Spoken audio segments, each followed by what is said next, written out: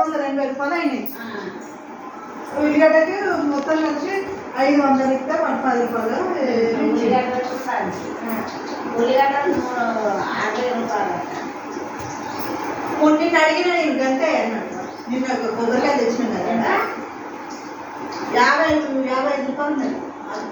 అదే ఇలా నిన్న మామ అడిగితే 60 అన్నాడు. నిన్న మన నరేష్ ఇక్కడ తెచ్చిన 55 అట్లా తెచ్చింది.